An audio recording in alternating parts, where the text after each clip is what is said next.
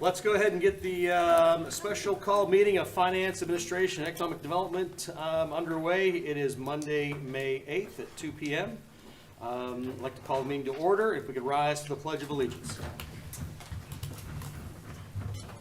I pledge allegiance to the flag of the United States of America and to the republic for which it stands, one nation, under God, indivisible, with liberty and justice for all. You can just assume that I don't involve. All right, and public notification of this meeting has been published, posted, and distributed in compliance with the South Carolina Freedom of Information Act. Can I ask someone to approve the agenda, please? So moved. All right, is there a second? I'll second. Thank you, Mr. Tabernick. Any discussion? Seeing no discussion, is there any objection to the approved, or the agenda? Seeing no objection, we will approve the agenda for today. And then approval of the minutes of March 20th, 2023. Can I have a motion to approve those minutes? So moved. I'll second. Thank you. Any discussion? Seeing no discussion, we will accept them without objection. Is there any objection? No. Seeing no objection, they are approved. And let's now open up to our citizens' comments. If anyone in the audience or that has signed up, Sarah or Brenna? No? All right, anyone in the audience that'd like to speak for our citizens' comment? Seeing no one, we will then move on. And again, we'll try to, this is a specially called meeting, so I don't want to keep everyone too long here, but our first agenda item, and this is recommend approval of an ordinance by title only to make appropriations for county government and special purpose districts for Beaufort County for the fiscal year beginning July 1st, 2021, ending June 30th, 2024. And I think our finance staff, it wouldn't be right without having Mr. Williams come forward for our finance committee meeting. So we'll go ahead and turn the floor over to you, our CFO, Mr. Hayes Williams. Thank you, Chairman. First of all, we have done, I would think, a yeoman's job of getting the budget done this year. I wanted to thank everybody in the finance staff, particularly Denise Christmas. She's right there. This job wouldn't be done without her. Whitney Ridgeland was a big help. She put back on her CPA hat for a little while and helped us out with it. And then there's Christine Webb, who's not here today, but she's one of our staff that did very well. I'd also like to thank bringing this whole thing together with the assessed values, that we got a lot of information from other county departments, such as assessor, and that was Ebony Sanders and Milton Boswell. They did the reassessments on all the real property and got it to us in a timely enough manner that we could do it, get the reassessed values and the rollback millage to you.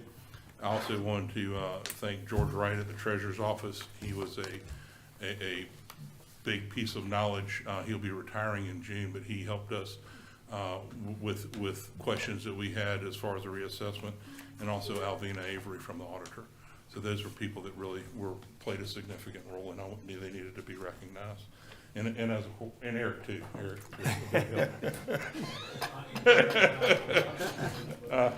But anyways. Y'all saw my email, I think, on Friday morning after I sent out, but I wanted to kind of briefly go over what funds that we have here in the Beaufort County. The first is the general fund. The general fund is the county's primary operating fund. It accounts for the majority of the county's activities, derives a large portion of its revenues from property taxes and charges for services, and spends most resources on county offices or departments. Chief among them are Sheriff, EMS, Public Works, Parks and Rec, and the courts. So that's the big one that we went over. That's typically the biggest millage that you're going to see. There's also the Capital Improvement Fund. The Capital Improvement Fund houses all the county's capital expenditures and capital projects that have been budgeted during the current budget cycle. Capital expenditures that are significant, non-routine, and cost over $50,000 are placed in the Capital Improvements Fund. These expenditures can be an annual expenditure or multi-year expenditure, because we were finding we couldn't get projects done in 1 year. They'd drag on into other years. The special revenue funds are those funds whose revenues sources are legally restricted or committed to expenditure for specific purposes other than debt service or capital projects, revenue sources or taxes, fees, charges for services, and grants, to name a few. Okay, then we have capital project funds, which is different than the capital improvement funds. Capital project funds must be used when resources are legally mandated or otherwise restricted, committed, or assigned by legal regulations or covenants to expenditure for capital outlays, including the acquisition or construction of capital facilities and/or other capital assets, but exclude those outlays that are financed by proprietary funds or for assets held in trust under fiduciary funds. So that's a lot of bond funds, and that would be any of the sales tax funds that we have coming up. Like we have the 2018 that we're still working on, and then you'll have the green space tax that will be in there too. The debt service funds are used to account for the accumulated and restricted resources for and the payment of general long-term debt and principal and interest. And this is split out between the debt service fund and then the purchase of real property, which is referendum debt for rural and critical lands. And then the last type of funds are proprietary funds, and they're known as enterprise and internal service funds. They're used to account for business type activities of the government, whereby goods or services are provided to customers external to the government, and where the activity is often financed with debt that is secured solely from the revenues of the activity, or where the user fees and charges are sufficient to cover the cost of providing goods and services, including related capital costs such as depreciation or debt service. So those are the different types of funds that we have in Beaufort County at this time.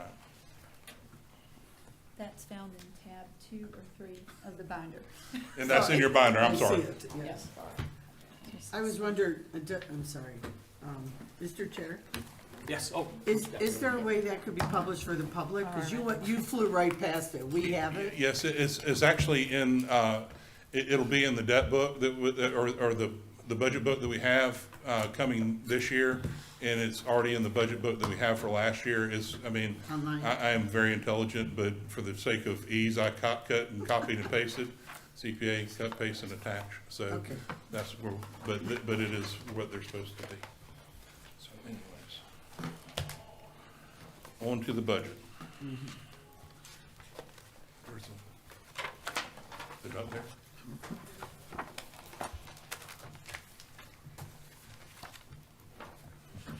This is the budget highlights that we have.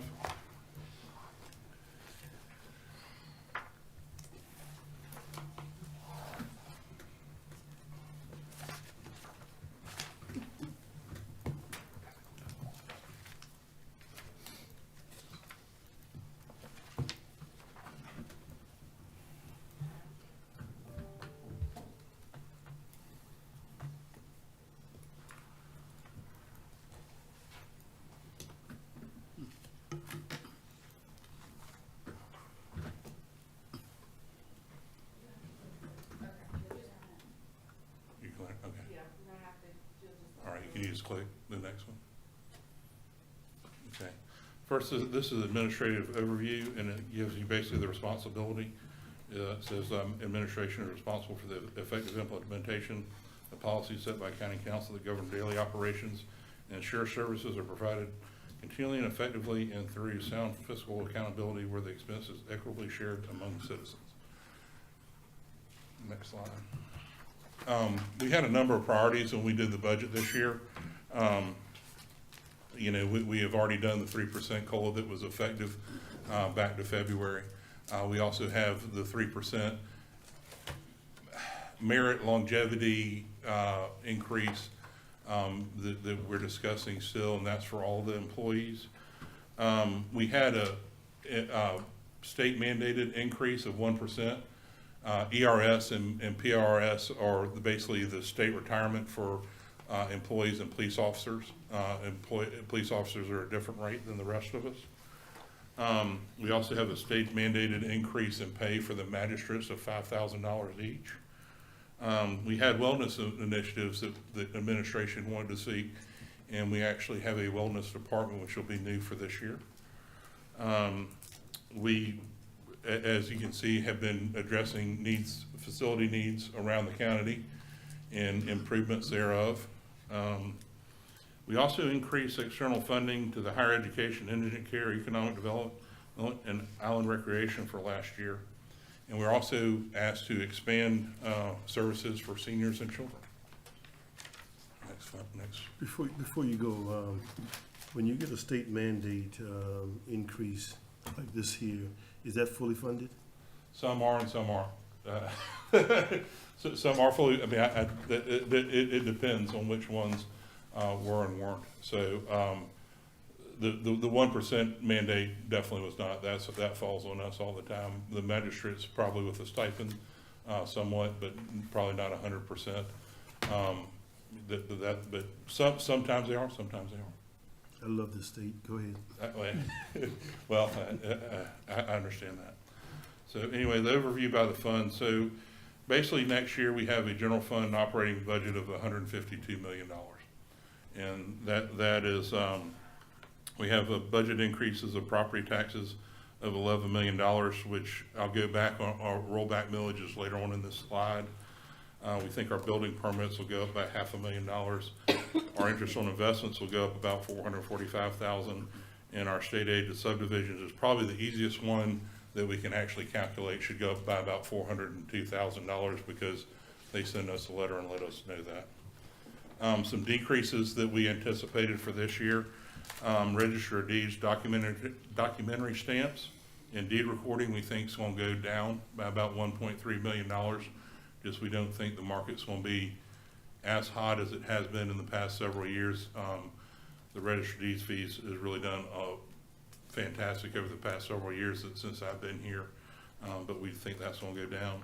Also, we didn't transfer about $1.7 million from the hospitality tax fund, and that was typically used to offset public safety for events for like the Heritage and things like that, where police officers and EMS, their time is used for that, and that would help offset those expenses, but we want to keep that in there. We think business licenses will go down about $300,000 and franchise fees will go down about $170,000. Can I, Go ahead, yeah. why do we think business licenses are going down? You know, any idea? We basically are basing it on trend analysis and looking over several years, and and talking to the people there, and we just think that it's going to not be as high this year, which, you know, so it's kind of, they're all in a wave. It's all cyclical. Sometimes you have high, I mean, like the register of deeds is higher some years and lower other years. Okay, thank you. If anyone has questions, just go ahead and let Mr. Williams Please. know, and we'll handle them now. And again, we'll have questions at the end for anyone that misses something. But yeah, so anything pertinent to the So, yeah, topic, please just go ahead and ask the questions. right, yeah, okay. And she just reminded me too, some of the business licenses are every other year, which would cause for that decrease. Thank you. And didn't the state do something about business licenses? Or am I mistaking that for something else? Yeah. I thought the state got involved in business licenses because every county and municipality was doing something different, and the state said, no, we want to have some sort of standardization. Of the rates? Yes, and so that may have an effect on business licenses. We're not generating the same amount of revenue underneath that new state law and our local ordinance as we were prior. Okay. Okay. So expenditure budgets. This year we have what we call a payroll contingency account. In the past, we've had each department would have gap positions that they could fill, but sometimes they wouldn't fill them. I'd give, for instance, would be the detention center. They would have trouble hiring officers for the detention center, but they would still have those positions. Well, now that the difference in that is over in this payroll contingency account where they didn't lose the FTE. So if they were able to hire the additional officers, which would be great, we can move the money from the payroll contingency account to help cover that. This year. Let me ask you this then. In an area like stormwater, and they have budgeted X amount of employees in stormwater, would that be in this contingency fund here? Because they are still looking for looking for employees, but they have not hired. So would that be in here? No, sir. They're think about enterprise funds as a standalone entity. Okay. So like this payroll contingency would It's only for be the for county. general fund Just, purposes. okay, I'm sorry. Thank you. Something I won't say it's new this year, but something that is, that we're having to re-implement that we had I guess we had it when I came on in 2020, but we stopped doing it, was the general fund would transfer money to alcohol and drug and DSN to help supplement their operations. And during the COVID crisis, the county elected to stop transferring this money, and they had significant fund balance, which they lived on for about 3 years. But it's looking like next year they're gonna need an additional transfer infusion from the general fund to keep services where they are now. And that'll be not new, but new to this budget for the past 3 years. So that's about $2.8 million. There's gonna be about $1 million to do the new Port Royal Library. I've already covered that. Salary of elected officials went up about 832. That's their departments in total went up about 832,000. And then we predicted another $500,000 increase in insurance premiums. Next slide.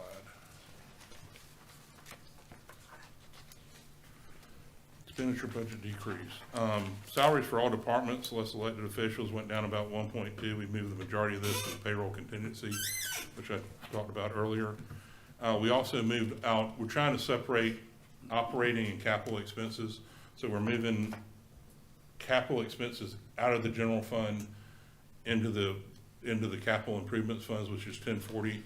So if you can't get that ambulance in the 12 months, you have an additional, you can go forward with it for the year. The general fund basically sunrises and sunsets in the fiscal year, where the Fund 1040, which is a capital improvement fund, goes longer than that. I'm gonna ask the same question I asked you Friday. Yes, ma'am. What's the threshold to mark something as capital? 10,000. Okay, just so everybody knows, it's like 5,000 in my world. So it's Well, 7,000. and so that's so it hits the list, but there are also other lists that like IT keeps, because obviously a computer nowadays would never cost that much money, but it's a pilferable asset where we keep detailed records of who they are, who they're with and where they are.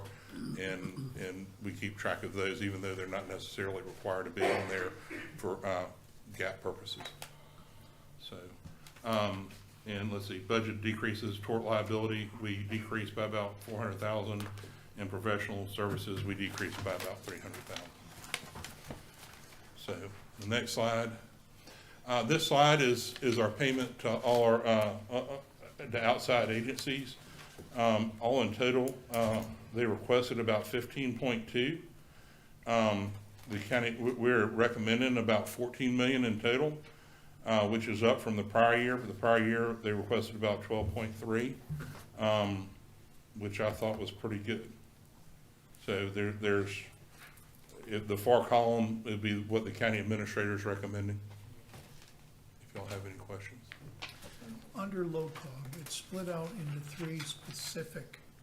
Can you tell me what the MPO funding and the home consortium is, as opposed to what They are separate. What does MPO stand for? Metropolitan? Planning Organization. Yeah, they're all contracts that we have with LCOG. That these are the amounts that we're statutorily required to give. We confirm those with LCOG every year. I mean, part of the budget is pulling numbers from literally all over the place, from Columbia to LCOG to, you know, it's all over the place. So. So they always, so the COGS always tell the counties how much they're to pay them. So we get a letter each year from the COGS and say this is how much. Which we need. Okay. Right. All right. The capital improvement fund, what we have for next year is about $21 million. And then the next slide is the detail of all the projects that we're taking on, which y'all have in your packet, so it'd probably be a lot easier to read. All right. So Hayes, on the pools, MC Riley, Battery Creek, et cetera, I'm gonna assume we're doing that when? Because you don't wanna do it during school time, and you really don't wanna do it during summer. So when does that occur at a bad time? You know, I will people defer have that a question to Mr. Larson, who Okay, is our Mr. Larson. CIP director. There's never a good time to do it, but What's No, your we, plan? we have not set a schedule for the construction yet. These funds are for design of the Beaufort pool and the Battery Creek pool. Mm-hmm. And then it also includes construction for the roof, but we haven't scheduled those timings. We're not that far along. We will schedule those around the school, excuse me, not the schools program, but Parks and Recs programs, as well as the schools, I guess.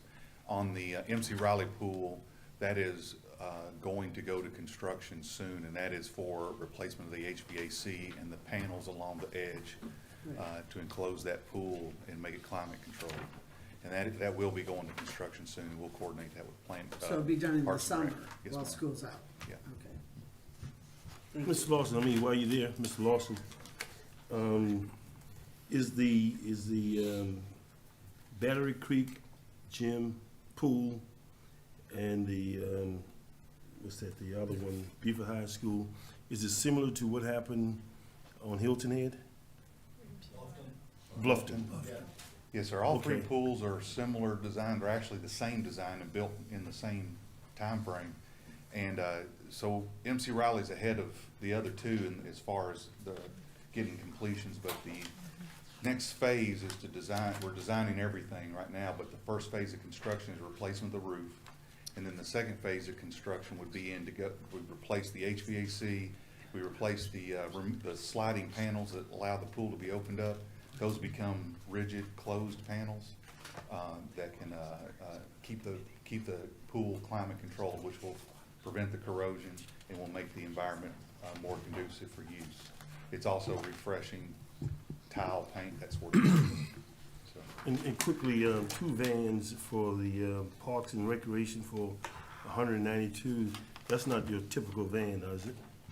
no, I would need to defer that question. I don't see Okay. anybody here to answer, but Okay. on the vehicle CIP, that was done by our fleet manager, Todd Davis. Okay. I don't know much about them other than they're passenger vans, probably with handicap access, which probably makes them more expensive. Okay, thank you. Mhm. Thank you, Eric.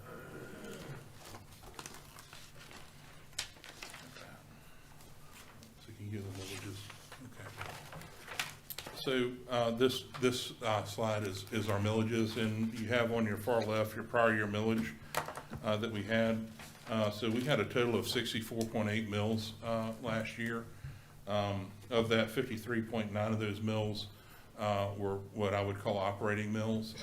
We're in the period of a reassessment, and we had to do rollback millage, which we calculated to be 49.5 mills. According to statute, we can legally raise those up within CPI and growth, which is dictated by the state, which was 10.28%, which could mean that we could legally raise them by about 5 mills. So we could legally do the total operations up to about 54.5. Right now, based on the assessed values and what we need to get done, we're going to project the operating millage to be at about 51.7. So that's about a 5.3 mil discount between with the debt service and the operations from last year to this year. Now, we're planning on coming back in the July-August timeframe, because as y'all know, the assessed values of property are constantly moving during the year, and we want to get a much better read at the end of the year. And we've talked to the school district and the fire districts, and we'll be doing that. We'll be coming to y'all during the summer. So that's where we are, but that will generate enough millage or enough revenue, we think, to cover operations for next year. And Hayes, during that time frame, won't there be appeals on Yes, sir. assessed value of properties? Well, there can be appeals on the assessed value of properties. There's also 6 to 4% of, and they can do that up until the 15th. I don't know what the time frame is on the assessed values of the property. I'd have to ask Ebony Sanders about that. But yes, you can appeal your value, but you should be capped at 15%. Yeah. So, can you go to the next slide? All right, The garage fund, is about $3.2 million, and we're estimating, we're bringing, the repairs and maintenance in-house, and we're expecting that to save about $665,000 next year. I had a question about that. What kind of analysis was done on that, and, or is it gonna be hard to hire people? The analysis was done by Public Works and Jared, Okay. but we've looked at it,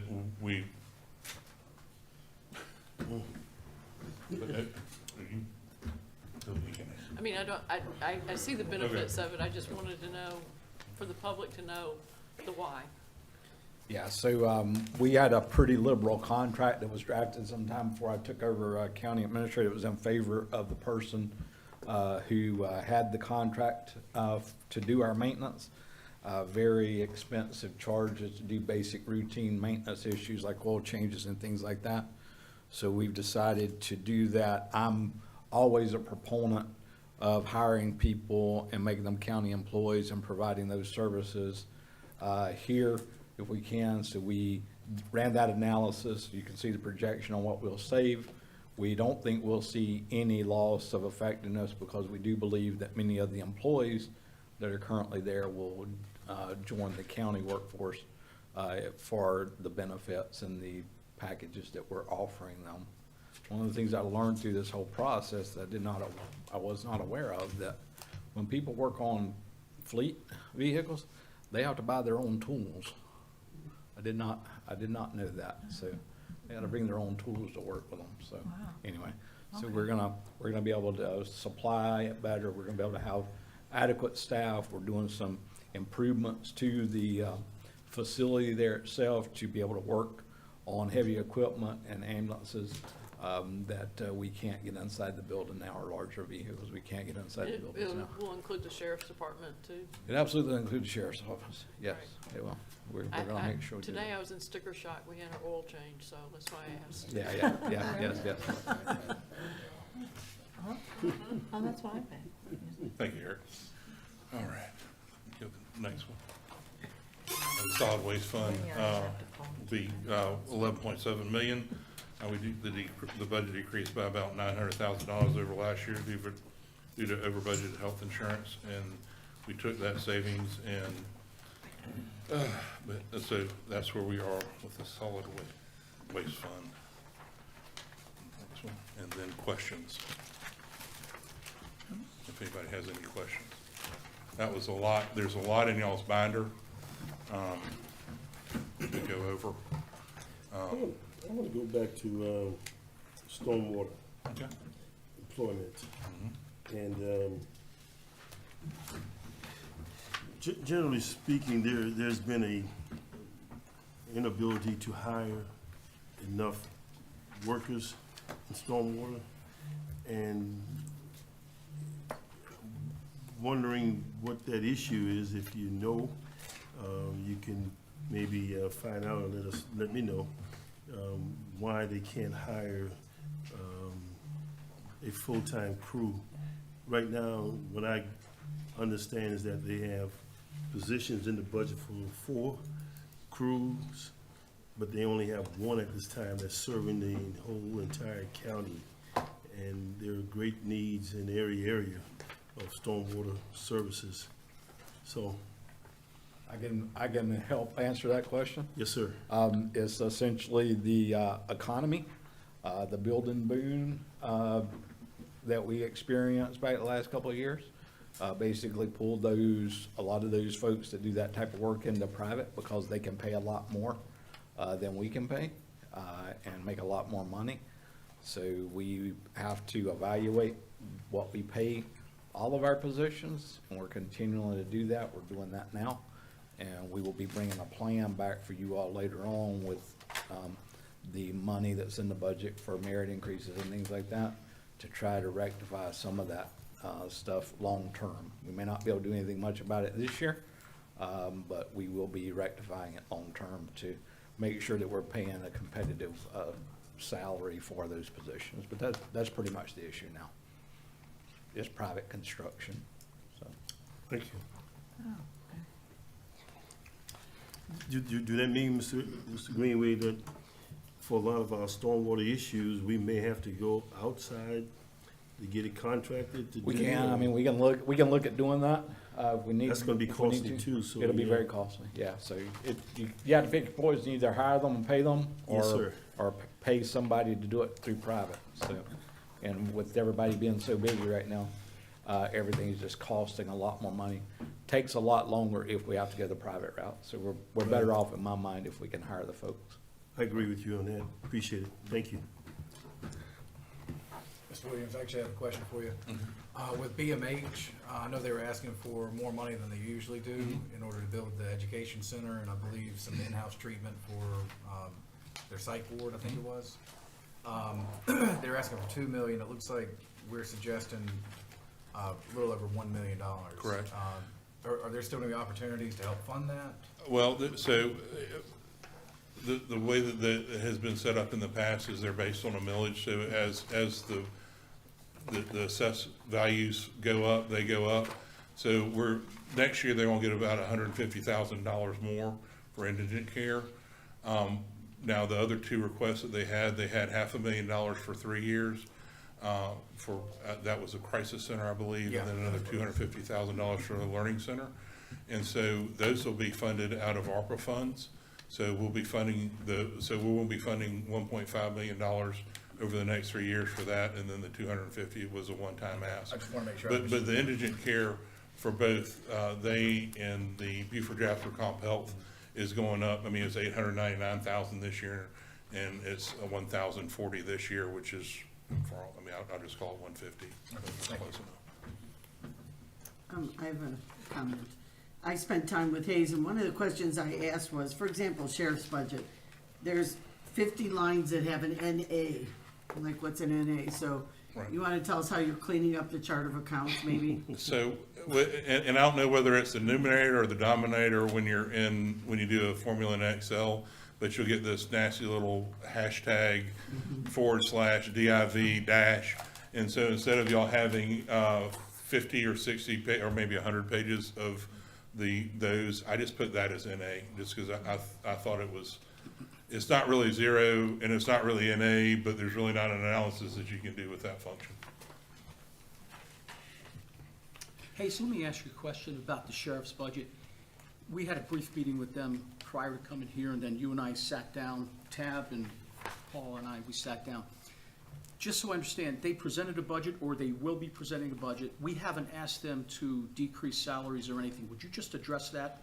Because I think the way that they're set up right now, I know that they had an issue with the Hilton Head Island service fees, and they did their budget based on what they needed and projected. We did our revenues based on historic trends and trending it, and there was a shortfall. The only way that we can change those fees is via ordinance. And so we have to have an outside entity, Tischler Bice, come in and do the study. Right. So they're going to do the study.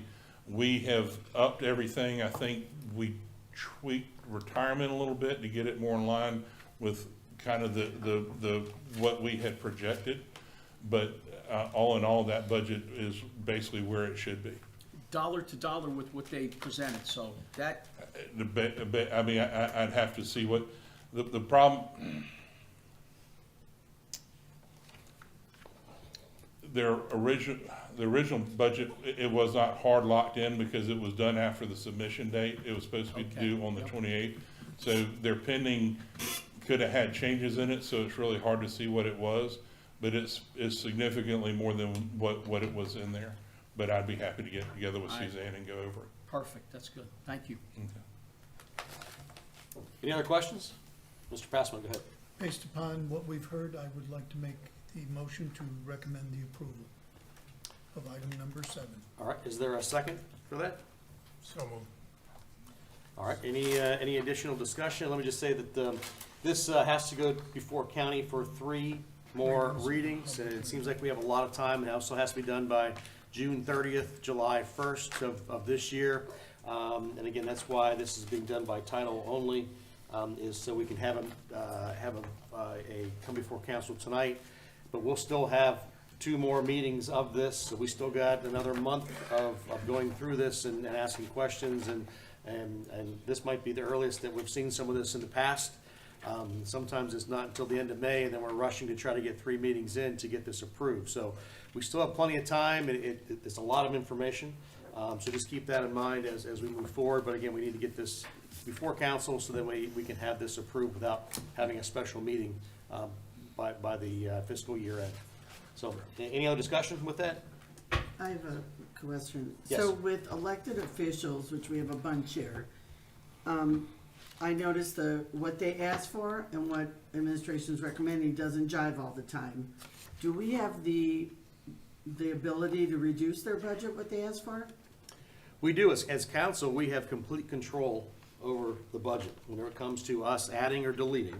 So if there is places in there that we are not content with, we're not sure about, we have questions about, what I'd probably recommend is sending an email to myself and to Mr. Greenway, and we can get those questions answered for you if there is something. I know that there is some differences from some of those elected officials, and there's reasons why staff has come back. And Hayes is my new best friend. We talk on a regular basis on some of these things, but again, it's not my decision. It's council's decision of what we do and how we operate and what we do. So if there is some recommendations, that's the next step for us to look at to make those changes. We rely very heavily on staff to make recommendations to us based on things like staffing and surpluses and things, because again, it's Eric's responsibility for us to balance this budget, even though we're the ones that seem to have the control, but it's his responsibility to make sure our budget balances. Sometimes it's not a fun job to make sure that everyone's getting hopefully what they're looking for, and everything's out there. So can I give a kudos to Hayes, who put up with me for like 4 hours to go through the budget one by one, because as a new council member, I didn't know all the funds, and I asked a million questions, and that was when they had no water in the building on top of it. So I want to give him kudos for sitting with me. And that's something else that Mr. Williams has always been very open. So if someone has any questions and wants to sit down with them, that's something that you can do as a council person. I don't think he's ever turned anyone down, and even the questions that I sometimes think are silly, that he has answers for. So again, that's open to anyone here to be able to do that. Yes? Yeah, Mr. Chairman, I want to make sure now I understand the question that I was asked. An elected official, can this council reduce their budget, annual budget? Because I thought it was a state statute that prohibited us from doing that. I'm gonna let Tom Kevney answer that. Okay. So the law in South Carolina is that county council has the ultimate control over all the budgets. County administrator is responsible for submitting balanced budgets to you guys every year. With regard to an elected official, county councils cannot decrease the appropriations of an elected official's office so as to prevent the proper functioning thereof, or to indirectly abolish the official's office. That's the law. So you can reduce it. You just cannot reduce it to the extent that you impair the proper functioning of the office, or that you reduce it so much that you essentially eliminate the official's office. All right? That's the law. Okay, thank you, sir. Any other discussion? All right, seeing no discussion, is there any objection to the motion? Seeing no objection, this passes, and will actually now be on our council meeting at 5 o'clock for a reading. So this is being moved forward to council for first reading May 8th this evening. Thank you, Chairman. Thank you. Thank you, members. Thank you. Go ahead. I'm here for the next item. Oh, you're next. I looked and said, who's doing this? And no one seemed to know. So, Mr. Greenway, we are looking then for number 8 on our agenda. Recommend approval of resolution to express Beaufort County Council support for the South Carolina General Assembly to take the necessary steps to amend the South Carolina Code of Laws and to vest authority and millage rate settings authorities for the operation of schools in Beaufort County and with the Beaufort County Board of Education. So yes, sir, floor is yours. Yes, sir. For those of you that have been on council multiple years, you know we have discussed this particular item multiple times through budget processes and other areas. So this is commonly referred to by our side of the coin as fiscal autonomy for the school district. They prefer to use the word fiscal authority. I think it's irrelevant to which one, but I worked with Dr. Rodriguez, who I have a great working relationship with. I admire him immensely and for all the things he's accomplished in Beaufort County School District, and I've always enjoyed working with him. He and I have worked together. We have drafted this resolution. It's our and we've met with the state delegation, our county delegation folks, and it's our understanding that if the county council and the Beaufort County School Board can present a resolution that asks for them to change the state statute, then our delegation will introduce that legislation and amend the state statute to allow the Beaufort County School District to have full fiscal authority over their budget. They would not need to come to us for the approval of the budget, as long as they stay within Act 388. Whenever this was originally done in Beaufort County, Act 388 did not exist, so there was some issues back then, but now 388 exists, and they are bound by how much they can raise taxes anyway based on that act. So I recommend that, support that. I think there's folks here from the school district that would like to weigh on this item, Mr. Chairman. Just be mindful that we have 2 other council meetings today, so anyway, thank you. Mr. Passman, go ahead. I would wholeheartedly recommend this for adoption by the county council, so I make that motion. I'd like to second the motion. Chairman? All right, so we have a motion and a second. Is there any more discussion regarding this? Ms. Taberner, go I'm ahead. very excited to see this come to fruition. We talked about this at our February budget workshop, and we've worked behind the scenes, and Eric's worked with Dr. Rodriguez, who we'd like to recognize in the audience, and Colonel Geiger, who's vice president of the board. This is a very exciting, to me, it's very exciting that they have fiscal autonomy, and they can Authority. set their fiscal authority, they can set their budget, their millage, instead of begging us to approve it. So I'm in favor of this one. Chairman, just one more thing in that point. Yes, go ahead. The first meeting I had when I became a county council was with Mr. Rodriguez. Do you remember that meeting? The first thing he said to me was, and I think this is where this whole amendment's going, is you didn't have the ability to have access to the funds until it was too late, so you lost a lot of good quality candidates, correct? Please. I don't know about that. We've been in the process of hiring season already, right? As an example, right? This is a very important time window for us because since our budget typically isn't finalized until the end of June, we're at the tail end of next year's hiring, right? So I cannot promise or guarantee a recruit or a person we're recruiting what their salary is going to be. I can tell them it's not going to be lower than this, but I can't tell them. Last year in particular, thank you to every one of you and that were on the board, on the council last year, for supporting the effort to raise salaries for our educators. We went from 53rd in the state of South Carolina to #1 in the state of South Carolina. And that is so important to attract quality educators. But I cannot promise them or guarantee them what it's going to be until budget we know is finalized. So this would allow our board, once they approve or certify our budget, allow us to move forward and not have three readings beyond that. Listen, I got to tell you, I'm excited to hear that. If you want to talk about doing the work for the people and the kids for our future, Doctor, thank you very much for pushing that with us. We appreciate it. If I might. I think Mr. Cunningham, you wanted to, and then Mr. Dawson. Yeah, so I understand we have the protection from 388. Now, can 388 ever be removed? Just to educate myself. Legislative action. Yeah, that's entirely Probably legislative not. action. So, I don't know the answer to that question fully.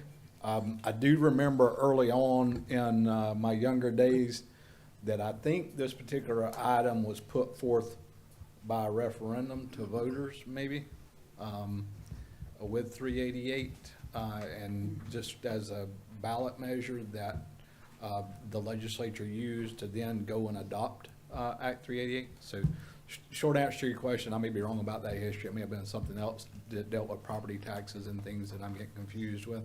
But the state legislature could always amend the ordinance to do away with Act 388 if they wanted to, but I don't think they will.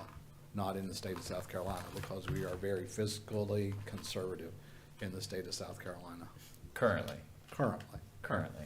Currently. North Carolina used to be that way too. Currently, yes, I understand, yes. I guess that kind of goes to my second question then. I think Dr. Rodriguez has done a great job, and the school board that's there.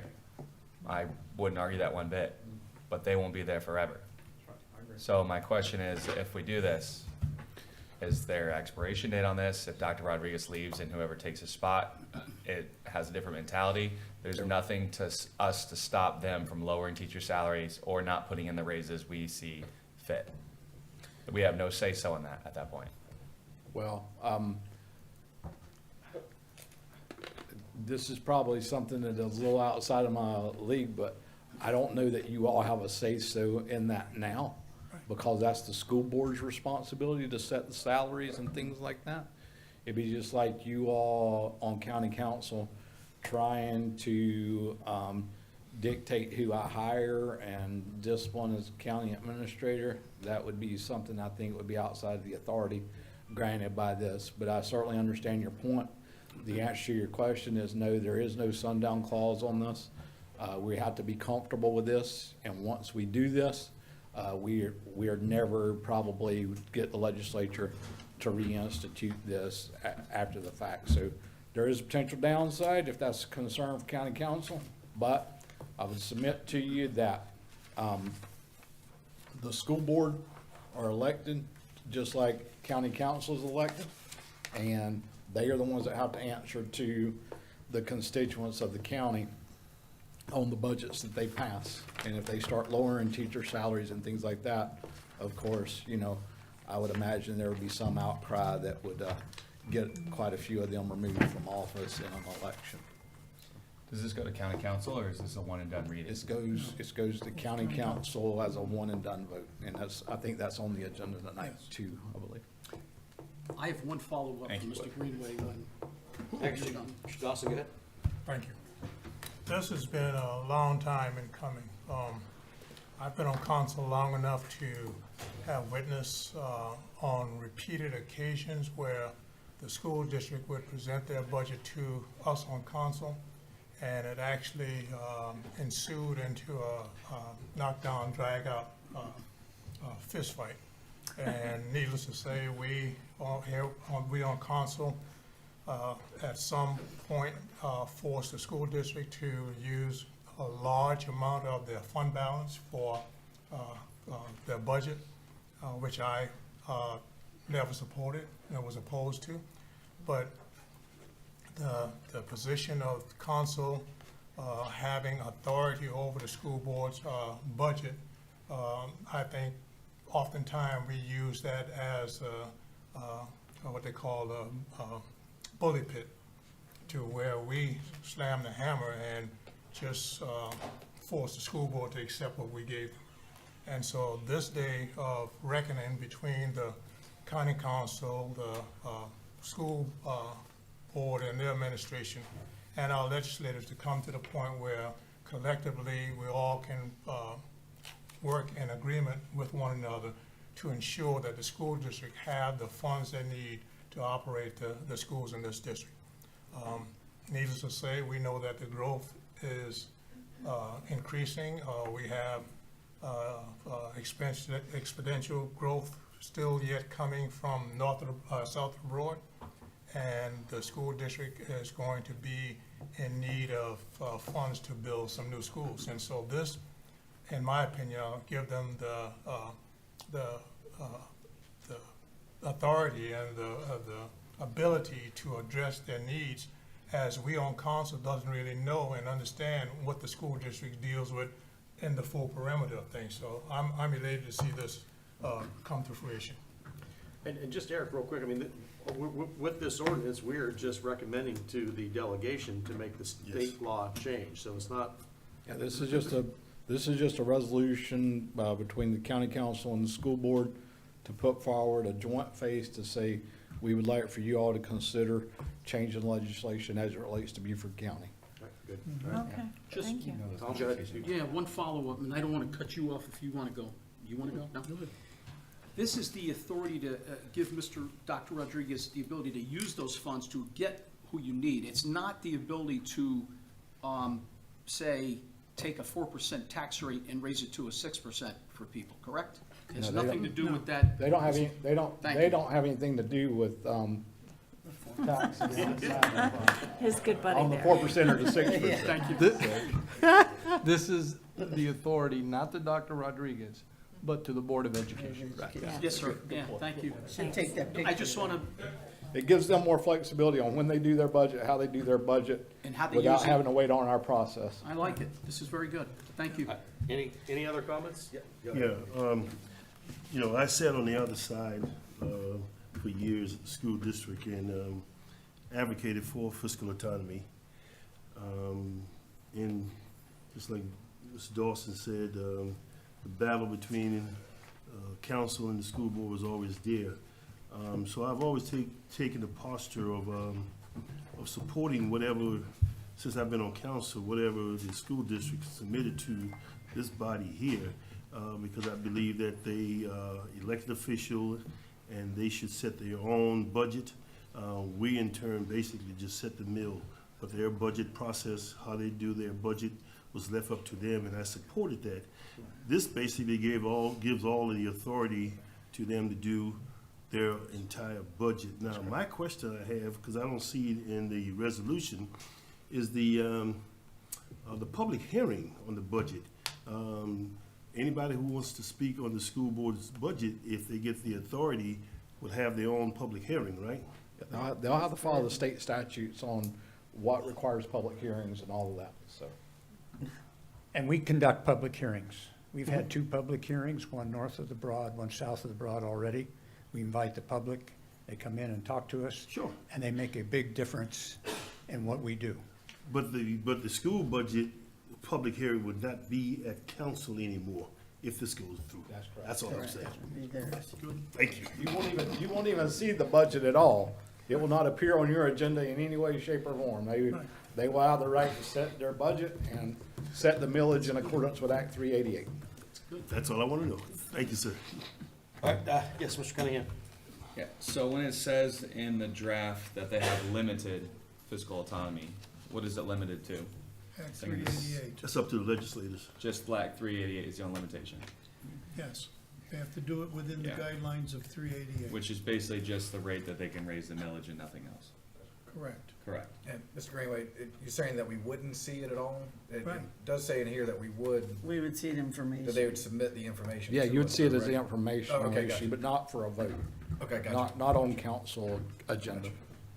So are they abided by law to do the public hearing? Like, I know you do now, but I just want to make sure when that changing the guard always happens. Budgets are required to have public hearings before elected bodies with a certain specified number of days for that notice. Any other comments or questions? No. All right, is there any reason to have a roll call vote, or is there any objection? All right, seeing no objection, this passes, and we'll move forward to council for first reading tonight, May 8th. Anything else to come before this committee? No, we are adjourned. Ms. Howard, how much time do you need? We'll start right at 3. Start right at 3. Yeah.